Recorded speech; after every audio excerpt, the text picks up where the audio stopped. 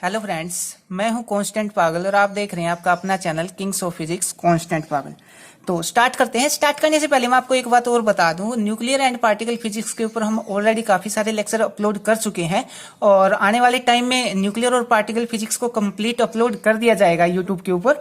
तो आप बाकी की जो लेक्चर देखना चाहते हैं तो आप चैनल की प्ले लिस्ट के अंदर जाके देख सकते हैं। साथ ही हमने फिजिक्स की और भी बहुत सारी ब्रांच की लाइक क्वांटम फिजिक्स है, स्टैटिस्टिकल फिजिक्स है, एटॉमिक फिजिक्स, नैनो इलेक्ट्रॉनिक्स और भी अलग अलग ब्रांच के हमने बहुत सारे लेक्चर अपलोड कर रखे हैं। तो आप चाहें तो चैनल की प्लेलिस्ट के अंदर जाके वो सब देख सकते हैं। तो स्टार्ट करते हैं। आज का जो हमारा टॉपिक रहेगा वो रहेगा क्वार्क मॉडल और ये topic exam point of view से भी काफी इंपॉर्टेंट है। काफी टाइम ये 16 मार्क्स के अंदर पूछ लिया जाता है। तो स्टार्ट करते हैं। तो हमारे पास जितने भी हाइड्रोजन पार्टिकल होते हैं, हम मानते हैं जो हाइड्रोजन पार्टिकल होते हैं वो स्ट्रॉन्ग इंटरेक्शन के अंदर पार्टिसिपेट करते हैं और साथ ही साथ हम ये भी मानते हैं जो हमारे पास हाइड्रोजन पार्टिकल होते हैं वो क्वार्क पार्टिकल का कंपोजिशन होता है। मींस जो हमारे पास क्वार्क पार्टिकल होते हैं, हम मानते हैं जो क्वार्क पार्टिकल है वो हाइड्रोजन पार्टिकल से मिलके बनते हैं। और हम जो क्वार्क का जो कंसेप्ट है, इस कंसेप्ट की हेल्प से हमने बहुत सारे फिजिकल फिनोमिना को एक्सप्लेन करके बताया है थ्योरेटिकली। एक्सपेरिमेंटली अभी हम उनको एक्सप्लेन नहीं कर पाए हैं, पर थ्योरेटिकली हमने उनको सक्सेसफुली एक्सप्लेन करके बताया है। तो स्टार्ट करते हैं फर्स्ट पॉइंट से। Quark are the basic constituent particle of elementary particle are now believe to be composed. तो हम ये मानते हैं जो क्वार्क है वो एक बेसिक कंस्टिट्यूएंट पार्टिकल है जो किससे मिलके बनता है, एलिमेंट्री पार्टिकल से मिलके बनता है और एलिमेंट्री पार्टिकल भी हाइड्रोजन पार्टिकल से मिलके बनता है। तो हम ये मानते हैं जो क्वार्क पार्टिकल है वो एक कंपोज पार्टिकल है, मीन्स वो एलिमेंट्री पार्टिकल से मिलके बनता है। उसके बाद next point, many phenomena in particle physics have been predict and explain theoretically with the concept of quark। तो पार्टिकल फिजिक्स के अंदर बहुत सारे फिनोमिना ऐसे हैं जो हम क्वार्क मॉडल या क्वार्क कंसेप्ट की हेल्प से थ्योरेटिकली एक्सप्लेन करके बता चुके हैं। एक्सपेरिमेंटली अभी वो चीज पॉसिबल नहीं हुई है। इन फ्यूचर में भी हमारे पास वो टेक्नोलॉजी हो कि हम पार्टिकल फिजिक्स के वो सब फिनोमिना एक्सपेरिमेंटली भी हम प्रूव करके बता सकें।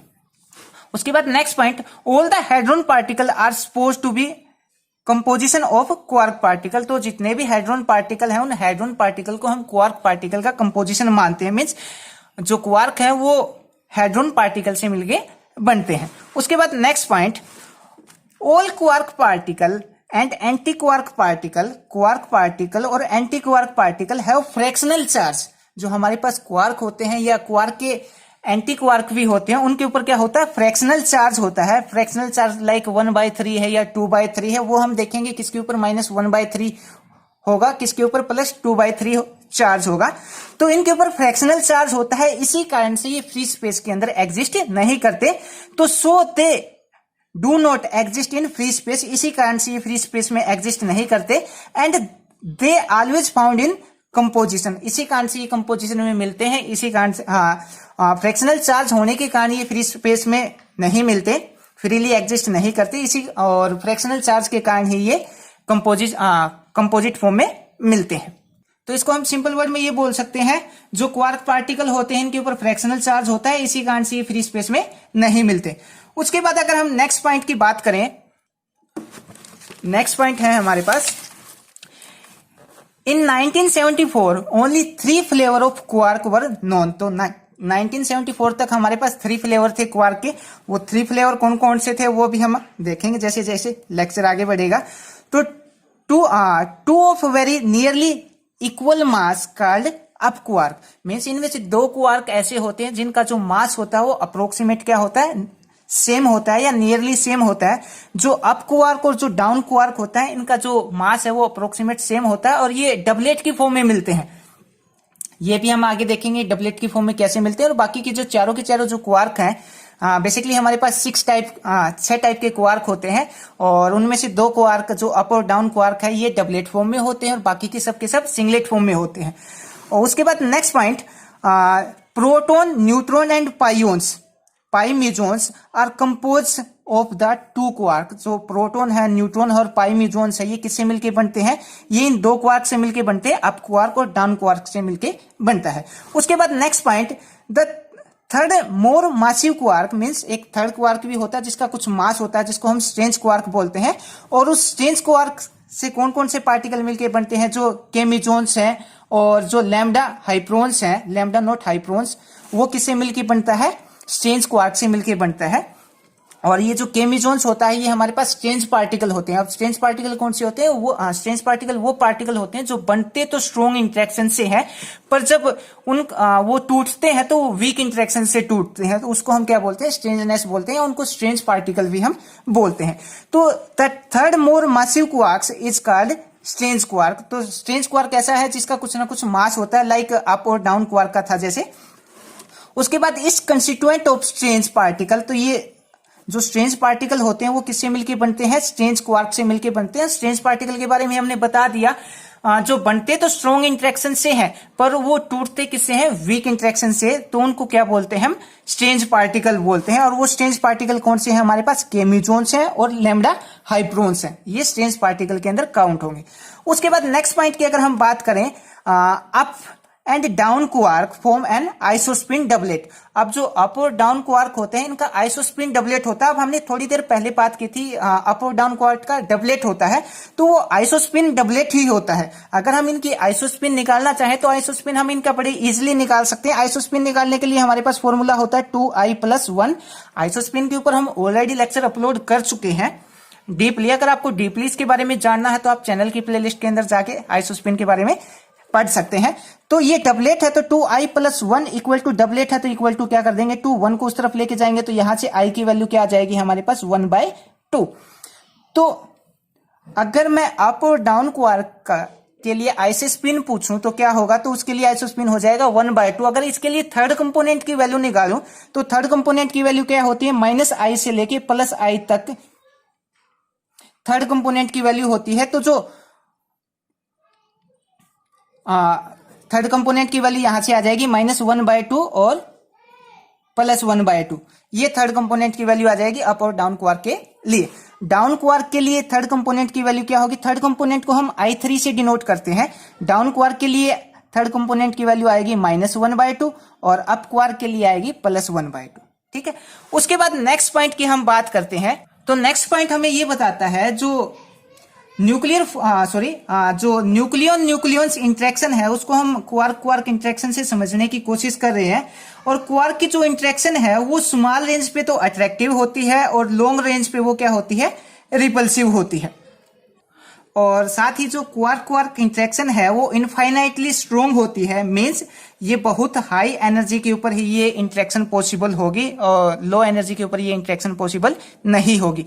तो इस पॉइंट में यही बता रखा है, nowadays scientist are trying to understand nucleon interaction with the help of quark interaction. Means जो न्यूक्लियन इंटरेक्शन है, साइंटिस्ट कोशिश कर रहे हैं न्यूक्लियन इंटरेक्शन को हम क्वार्क इंटरेक्शन की हेल्प से समझ सकें।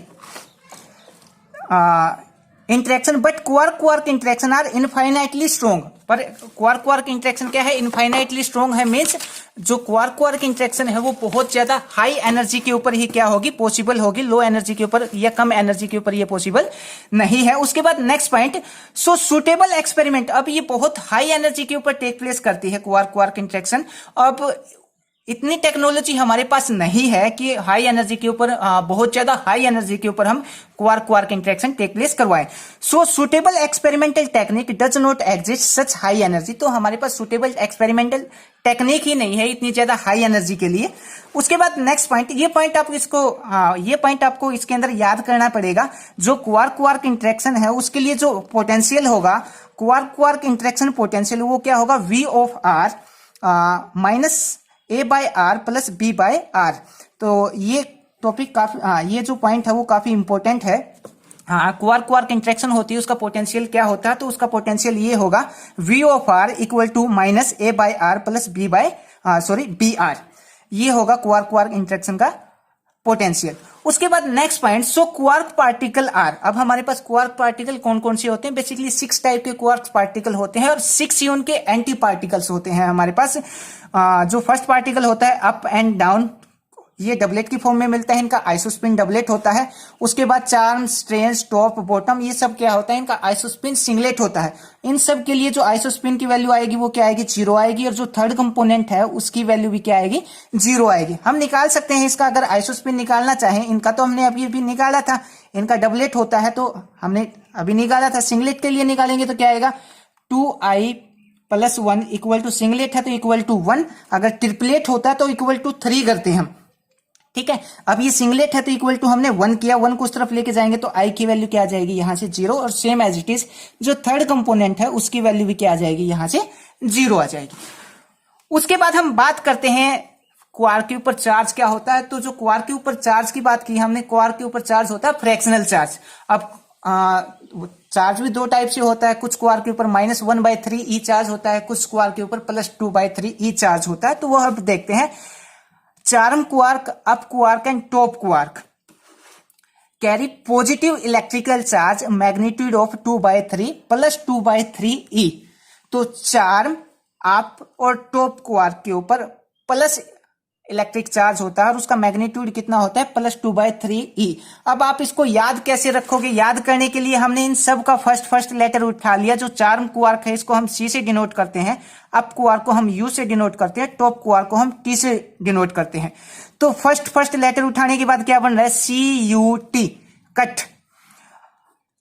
तो कट के ऊपर चार्ज क्या होगा, कट के ऊपर चार्ज होगा 2/3 ई। आप इसको इस मेथड से याद कर सकते हैं, किसके ऊपर +2/3 ई चार्ज होगा, बाकी के जो बचते हैं उनके ऊपर कितना चार्ज होगा, -1/3 ई। उसके बाद down, strange and bottom quark, इनके ऊपर नेगेटिव इलेक्ट्रिकल चार्ज होता है और उस इलेक्ट्रिकल चार्ज का जो मैग्नीट्यूड होता है वो कितना होगा, -1/3 ई। तो इसको याद करने का तरीका है वो क्या है, हम इनका फर्स्ट लेटर उठाएंगे CUT, कट के ऊपर कितना चार्ज होगा, +2/3 और बाकी के जो बचते हैं उनके ऊपर -1/3 ई। उसके बाद नेक्स्ट पॉइंट की अगर हम बात करें, प्रोटॉन और जो न्यूट्रॉन होते हैं वो किससे मिलके बनते हैं, क्वार्क से ही मिलके बनते हैं। कौन से क्वार्क से मिलके बनते हैं, वो अप एंड डाउन क्वार्क से मिलके बनते हैं। ये हमने फर्स्ट पॉइंट के अंदर, पहले वाले पॉइंट के अंदर देखा था। तो जो प्रोटॉन होता है वो उसके अंदर 2 अप क्वार्क होते हैं और 1 डाउन क्वार्क होता है। और जो न्यूट्रॉन होता है, न्यूट्रॉन के अंदर 1 अप क्वार्क होता है और 2 डाउन क्वार्क होते हैं। अब अप क्वार्क के ऊपर चार्ज कितना होता है हमारे पास, +2/3 ई, और सेकंड के ऊपर +2/3 ई, और एक डाउन क्वार्क के ऊपर चार्ज कितना होता है, -1/3 ई। अब जब इस कंप्लीट को सोल्व किया जाएगा तो कितना आ जाएगा हमारे पास, 1 आ जाएगा। तो प्रोटॉन के ऊपर हम कितना चार्ज लेके चलते हैं, +1 चार्ज लेके चलते हैं। न्यूट्रॉन के लिए अगर हम निकालें तो क्या आ जाएगा, 1/3 माइनस में -1/3, और अप क्वार्क के ऊपर चार्ज कितना है, +2/3 ई। ये कितना आ जाएगा, इसको सोल्व करेंगे तो 0 आ जाएगा। तो ऐसे प्रोटॉन और न्यूट्रॉन के ऊपर चार्ज आता है। उसके बाद हम नेक्स्ट पॉइंट की अगर हम बात करें, द क्वार्क है स्पिन एंगुलर मोमेंटम 1/2। अब जितने भी क्वार्क होते हैं, चाहे वो क्वार्क हैं या फिर वो एंटी क्वार्क हैं, उसके ऊपर जो चार्ज होगा कितना होगा, 1/2 एच कट, सॉरी, जो एंगुलर स्पिन एंगुलर मोमेंटम होगा वो कितना होगा, 1/2 एच कट। तो सबका जो स्पिन होगा वो कितना होगा, 1/2 ऑफ एच कट होगा। तो यहां से हम सिंपल वर्ड में अगर बोले तो जो क्वार्क है उन क्वार्क का स्पिन क्या होगा, 1/2 एच कट उनका स्पिन होगा।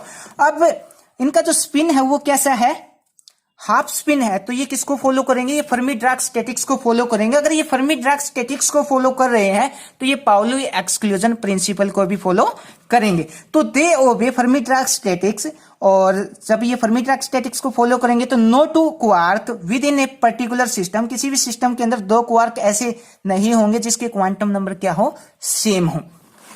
तो no two quark within a particular system can have exactly the same quantum number. I hope आपको ये पॉइंट समझ में आ गया होगा। उसके बाद नेक्स्ट पॉइंट की बात करें, omega particle is made of 3 strange quark. तो जो ओमेगा पार्टिकल होता है वो 3 क्वार्क स्ट्रेंज क्वार्क से मिलकर बनता है, और एकमात्र ये पार्टिकल ऐसा है जो पाउली एक्सक्लूजन प्रिंसिपल को वॉयलेट करता है, जो इसको फॉलो नहीं करता। उसके बाद जितने भी क्वार्क हैं वो सब किसके अंदर आते हैं, बेरियंस के अंदर आते हैं। तो सॉरी, जितने भी क्वार्क हैं उन क्वार्क का जो बेरियन नंबर रहेगा वो कितना हो जाएगा, 1/3 रहेगा ऑल क्वार्क के लिए। और जो एंटी क्वार्क है उन एंटी क्वार्क के लिए बेरियन नंबर क्या हो जाएगा, 3 हो जाएगा। उसके बाद आइसोस्पिन की अगर हम बात करें तो आइसोस्पिन हम ऑलरेडी निकाल चुके हैं 6 के 6 क्वार्क के लिए। तो अप और डाउन क्वार्क डुप्लेट की फॉर्म में होता है, तो उसके लिए जो आइसोस्पिन आएगी वो 1/3 आएगी। और जो थर्ड कंपोनेंट है वो थर्ड कंपोनेंट कितना आ जाएगा ये भी हमने निकाल लिया इनके लिए। और बाकी के लिए जो आइसोस्पिन आएगी वो कितना आ जाएगी 0 आइसोस्पिन आ जाएगी। और आइसोस्पिन लिखने का जो एक मेथड और होता है, वो मेथड क्या होता है आइसोस्पिन लिखने का, वो भी हम बता देते हैं। तो सबसे पहले हम ये होगा I और साथ में I3, इस मेथड से भी हम आइसोस्पिन लिखते हैं। मींस आइसोस्पिन के दोनों कंपोनेंट आ जाते हैं इसके अंदर, थर्ड कंपोनेंट भी आ जाता है और जो आइसोस्पिन है वो भी इसके अंदर आ जाता है। अगर मैं अप क्वार्क के लिए लिखूं तो अप क्वार्क के लिए हम कैसे लिखेंगे, ऐसे लिखेंगे। अप क्वार्क के लिए जो आइसोस्पिन है उसकी वैल्यू क्या थी 1/2 और थर्ड कंपोनेंट की वैल्यू क्या है 1/2, तो इसको क्या लिखेंगे 1/2 और ये same as it is down quark के लिए अगर हम लिखें तो क्या आएगी 1/2 और आइसोस्पिन की वैल्यू थर्ड कंपोनेंट की वैल्यू कितना आई है डाउन के लिए -1/2, तो ये -1/2। ठीक है, ऐसे हम इसको लिख सकते हैं। बाकी के जो चार्म स्ट्रेंज और ये बाकी के सब रहते हैं उसके मैं चार्म के लिए बता देता हूं, बाकी चारों का भी ऐसे रहेगा। तो चार्म के लिए क्या आ जाएगा 0 और 0, मीन्स आइसोस्पिन की वैल्यू क्या रहेगी 0 और उसका जो थर्ड कंपोनेंट है उसकी वैल्यू भी क्या रहेगी इसमें 0 रहेगी। उसके बाद हम जो क्वार्क का जो एक टेबल होता है उस टेबल में हम इसकी जितने भी प्रॉपर्टी है सब प्रॉपर्टी को स्टडी करेंगे। तो जो टेबल है वो टेबल क्या है हमारे पास, टेबल हमारे पास ये रहेगा। ये थोड़ा सा मैं इसको ऊपर कर देता हूं ताकि आपको ये दिखाई अच्छे से दे। एक सेकेंड, हाँ, तो ये हमने यहाँ पे क्वार्क लिखे हैं, ये क्वार्क के हमने यहाँ पे सिंबल लिखे हैं। D से डाउन क्वार्क है, U से अप क्वार्क है, S से स्ट्रेंज क्वार्क है, C से चार्म है, B से बॉटम है और बॉटम को हम एक नाम से और जानते हैं ब्यूटी क्वार्क से। और ये क्या है T टॉप क्वार्क, और टॉप क्वार्क को हम ट्रूथ क्वार्क भी बोलते हैं। ऊपर हमने क्या लिखा है name, charge, spin, Baryon number, B से डिनोट किया है उसको हमने आइसोस्पिन। आइसोस्पिन के हमने दोनों कंपोनेंट लिए हैं यहाँ पे I और I3। उसके बाद स्ट्रेंजनेस, उसके बाद चार्मनेस, उसके बाद ब्यूटी और उसके बाद टॉप। तो फर्स्ट ऑफ ऑल हम चार्ज की अगर हम चार्ज की अगर हम बात करें तो चार्ज हमने बताया था जो CUT है उसके ऊपर +2/3 E चार्ज होगा और बाकी के ऊपर -1/3 चार्ज होगा। तो डाउन के ऊपर कितना चार्ज रहेगा -1/3, अप के ऊपर कितना रहेगा +2/3 E, साथ में E भी लिख सकते हो आप। और स्ट्रेंज के ऊपर 1/3 -1/3, इसके ऊपर +2/3, इसके ऊपर minus, same as it is.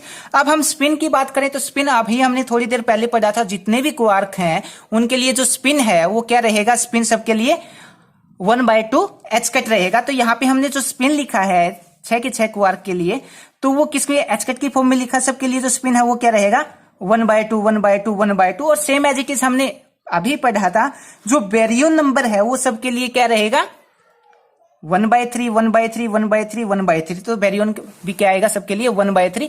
उसके बाद हम बात करते हैं आइसोस्पिन की। तो आइसोस्पिन में हमारे पास दो कंपोनेंट होता है, एक I होता है एक I3 होता है। अब आइसोस्पिन भी हमने अभी निकाल के बताया था। डाउन क्वार्क के लिए जो I की वैल्यू, आइसोस्पिन तो दोनों के लिए अप और डाउन दोनों के लिए क्या आएगा 1/2 आएगा। पर जो डाउन क्वार्क है उसके लिए जो थर्ड कंपोनेंट है उसके लिए आइसोस्पिन कितना आया था, थर्ड कंपोनेंट कितना आया था -1/2। और ये कितना आया था अप क्वार्क के लिए 1/2। और बाकी सब चारों का क्या निकाला था, अभी हमने 0 निकाला था। उसके बाद हम बात करते हैं स्ट्रेंजनेस की। अब जो स्ट्रेंजनेस है बाकी सब पार्टिकल की 0 रहेगी, बस जो स्ट्रेंज पार्टिकल है उसके लिए क्या रहेगी -1 रहेगी। उसके बाद सेम एज इट इज जो चार्मनेस है वो चार्म पार्टिकल के लिए तो 1 रहेगी, बाकी जितने भी यहाँ पे हम क्या लिख देंगे 0 0 0 0, बाकी सबके लिए यहाँ पे 0 रहेगी। सिर्फ चार्म पार्टिकल के लिए +1 रहेगी। सेम एज इट इज हम बात करें ब्यूटी की या फिर बॉटम की, तो ब्यूटी भी यहाँ पे सिर्फ जो बॉटम क्वार्क है, ये जो बॉटम क्वार्क है हमारे पास, इसके लिए क्या रहेगी -1 रहेगी। बाकी जितने भी पार्टिकल हैं सबके लिए क्या रहेगी 0 रहेगी। और same as it is top की अगर हम बात करें या ट्रूथ की अगर हम बात करें, तो ये जो ट्रूथ क्वार्क है यहाँ पे, ये जो ट्रूथ क्वार्क है इस ट्रूथ क्वार्क के लिए कितना रहेगी, ये +1 रहेगी। बाकी सब के लिए क्या रहेगी 0 रहेगी। तो ये थी हमारे पास प्रॉपर्टी ऑफ क्वार्क। अगर हम एंटी क्वार्क की अगर हम बात करें यहाँ पे, तो एंटी क्वार्क के लिए क्या होगी, एंटी क्वार्क के लिए जो चार्ज है, चार्ज की अगर हमने यहाँ पे बात की तो चार्ज क्या हो जाएगा, रिवर्स हो जाएगा। यहाँ पे -1/3 है, तो एंटी क्वार्क में क्या हो जाएगा, जो CuT कट है जिसके ऊपर 2/3 ई चार्ज है, वो एंटी क्वार्क में क्या हो जाएगा, वो माइनस में हो जाएगा। और जो -1/3 वाला है वो एंटी क्वार्क में +1/3 हो जाएगा। उसके बाद स्पिन की बात करें तो स्पिन सबके लिए क्या रहेगी, 1/2 1/2 1/2 ही रहेगी। बैरियन नंबर की अगर हम बात करें तो बैरियन नंबर सबके लिए, एंटी क्वार्क के लिए बैरियन नंबर क्या हो जाएगा, -1 हो जाएगा। आइसोस्पिन है वो एंटी क्वार्क के लिए कभी चेंज नहीं होती है, तो आइसोस्पिन क्या रहेगी, यही रहेगी। पर जो थर्ड कंपोनेंट है वो क्या रहेगा, चेंज हो जाएगा। तो एंटी क्वार्क में जो डाउन है उसके लिए तो क्या हो जाएगा, +1/2 हो जाएगा, और ये जो अप वाला है इसके लिए -1/2 हो जाएगा, बाकी सबका 0। और ये जो स्ट्रेंजनेस क्वांटम नंबर है, स्ट्रेंजनेस है, ये क्या हो जाएगा, एंटी क्वार्क, एंटी स्ट्रेंज के लिए +1 हो जाएगा, बाकी सब 0। ये भी क्या हो जाएगा, चेंज हो जाएगा। जो +1 है वो -1 हो जाएगा, जो -1 है वो +1 हो जाएगा। तो जो अगली जो टेबल है वो एंटी क्वार्क की है। ये हमारे पास प्रॉपर्टी ऑफ एंटी क्वार्क है, सेम एज इट इज ये का ये हम डायग्राम यहाँ पे बनाएंगे, और उस डायग्राम में भी क्या होगा, बिल्कुल ऐसा ही होगा। जो चेंज करने का था वो हमने बता दिया। जैसे डाउन क्वार्क की बात कर रहा हूं मैं, एंटी क्वार्क की बात नहीं कर रहा अभी। तो डाउन क्वार्क के ऊपर चार्ज कितना था, -1/3 था। तो अब एंटी क्वार्क में क्या हो जाएगा, +1/3 हो जाएगा। जो +2/3 था वो क्या हो जाएगा, यहाँ पे -2/3 हो जाएगा। स्पिन की अगर बात की जाए तो स्पिन सबका वही है, स्पिन के अंदर कोई भी चेंज नहीं आएगा। बैरियन नंबर सब एंटी क्वार्क्स के लिए -1 हो जाएगा। आइसोस्पिन कंपोनेंट चेंज होता नहीं है कभी एंटी क्वार्क्स के लिए। और जो थर्ड कंपोनेंट है वो क्या हो जाएगा, रिवर्स हो जाएगा। जो अप क्वार्क था उसके लिए क्या था, थर्ड कंपोनेंट +1/2 था, और एंटी क्वार्क में ये क्या हो जाएगा, -1/2 हो जाएगा। मीन्स जो प्लस का था वो माइनस का हो जाएगा थर्ड कंपोनेंट के अंदर। उसके बाद मैं बात करूं स्ट्रेंजनेस की, तो जो वहां पे क्या था, क्वार्क के अंदर ये -1 था, तो यहाँ पे क्या है, एंटी क्वार्क में ये +1 हो जाएगा। उसके बाद बात करूं चार्मनेस की, तो चार्मनेस का क्या था, वहां पे +1 था, यहाँ पे -1 हो जाएगा। Same as it is beauty, वहां पे -1 था, यहाँ पे +1 हो जाएगा। और same as it is top quark या ट्रूथ क्वार्क भी ऐसे ही होगा। ये है हमारे पास प्रॉपर्टी ऑफ एंटी क्वार्क। इसके बाद हम मीजोन्स के लिए क्वार्क का कंपोजिशन देखेंगे। मीजोन्स के लिए क्वार्क का कंपोजिशन कैसे होगा, तो क्वार्क कंपोजिशन ऑफ ऑक्टेव मीजोन्स। अब ऑक्टेव मीजोन्स के लिए क्या रहेगा ये भी हम देखते हैं। अब मीजोन्स पार्टिकल कौन कौन से होते हैं, सबसे पहले हमें ये पता होना चाहिए। तो मीजोन्स पार्टिकल होते हैं हमारे पास, ये होता है K+, जिसको हम कायोन्स बोलते हैं, K0 होता है। उसके बाद पाइयोन्स होते हैं हमारे पास 3, पाई+, उसके बाद पाई0, उसके बाद पाई-, और फिर इन दोनों के एंटी पार्टिकल्स होते हैं। ये क्या हो जाएगा, काई0 और ये काई-, और साथ में एक और होता है, वो होता है ईटा। अब हम बात करें इनके ऊपर चार्ज की, तो चार्ज कैसे निकालेंगे। चार्ज हम गेलमान निशिज्मा फॉर्मूला से हम चार्ज निकाला हुआ है इनका। तो चार्ज यहाँ से इसके ऊपर प्लस है, तो इसके ऊपर चार्ज कितना आ जाएगा, +1 चार्ज आ जाएगा। इसकी अगर मैं बात करूं, इसके ऊपर चार्ज यहाँ पे 0 हो, तो इसके ऊपर चार्ज कितना आ जाएगा, 0 आ जाएगा। यहाँ पे +1 चार्ज आ जाएगा, इसके ऊपर चार्ज 0 आएगा, इसके ऊपर चार्ज -1 आ जाएगा। K0 के ऊपर चार्ज क्या रहेगा, K0 के ऊपर चार्ज रहेगा 0, यहाँ पे चार्ज कितना आ जाएगा, -1। और जो ईटा है, ईटा के ऊपर चार्ज क्या रहेगा, 0 रहेगा। उसके बाद सेम एज इट इज इनके आइसोस्पिन की अगर हम बात करें, तो आइसोस्पिन कैसे निकालेंगे, अब इसकी बात करेंगे हम आइसोस्पिन की। तो यहाँ पे जो कायोन्स है वो डुप्लेट फॉर्म में है, तो डुप्लेट फॉर्म में हम निकाल सकते हैं 2i + 1 = 2। तो यहां से जो इनका आइसोस्पिन आएगा, आइसोस्पिन कितना मिल जाएगा हमें, यहां से ये मिल जाएगा 1/2।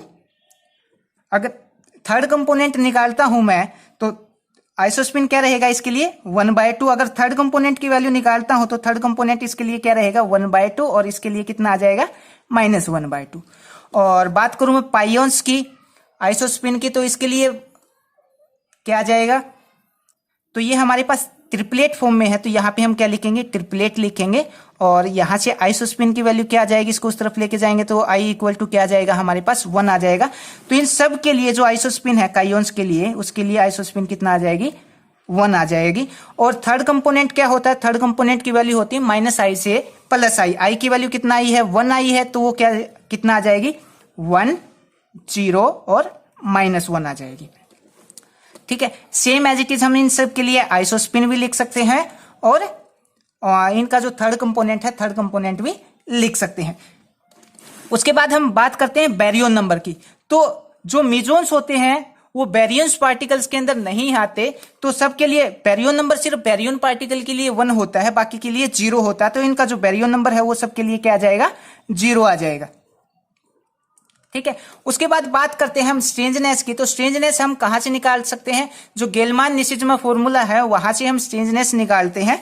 और वो फॉर्मूला मैं यहां पे लिख देता हूं, क्या होता है, ये फॉर्मूला होता है हमारे पास क्या equal to I3 + B + S divide by 2। B क्या है यहाँ पे बैरियन नंबर, S क्या है यहाँ पे स्ट्रेंजनेस, I3 यहाँ पे थर्ड कंपोनेंट, Q क्या है यहाँ पे चार्ज। यहाँ से हम स्ट्रेंजनेस निकाल सकते हैं। ऑलरेडी हम इसके ऊपर वीडियो अपलोड कर चुके हैं, तो आप प्लेलिस्ट में जाके वो देख सकते हैं। हम यहाँ पे डायरेक्ट लिखेंगे तो जो K+ है उसके लिए स्ट्रेंजनेस आएगा 1 और काइंस के लिए 1 आएगा। बाकी जो पाइंस होते हैं पाइंस के लिए स्ट्रेंजनेस क्या आएगा, 0 आएगा तीनों के लिए।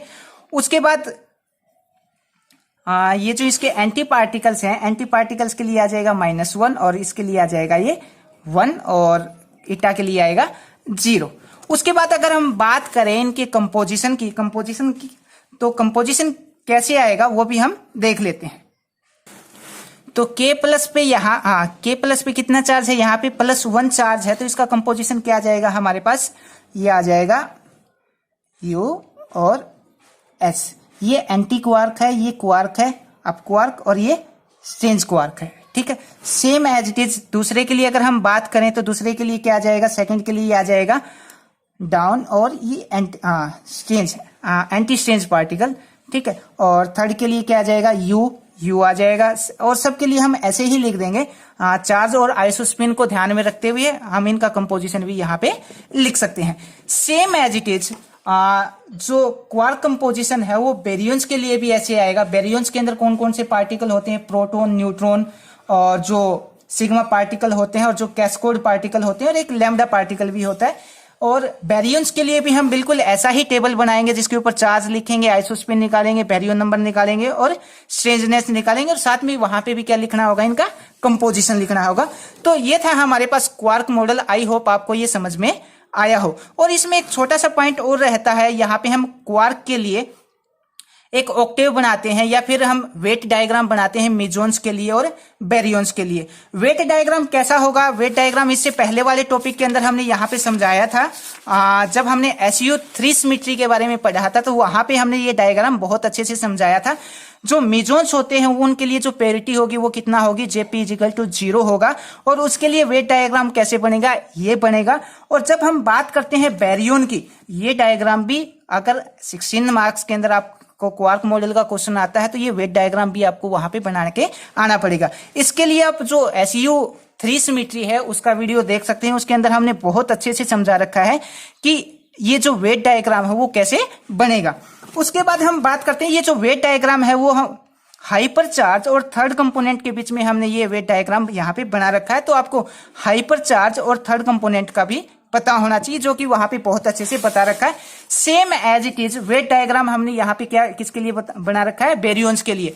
और बैरियंस के लिए जो पेरिटी है Jp क्या होती है हमारे पास, पेरिटी होती है जो कितना होती है 1/2 होती है, +1/2। तो इसके लिए भी क्या बनेगा हमारे पास, वेट डायग्राम बनेगा। तो ये बैरियंस के लिए भी वेट डायग्राम बनाना पड़ेगा आपको, और जो मेसॉन्स है उसके लिए भी वेट डायग्राम बनाना पड़ेगा।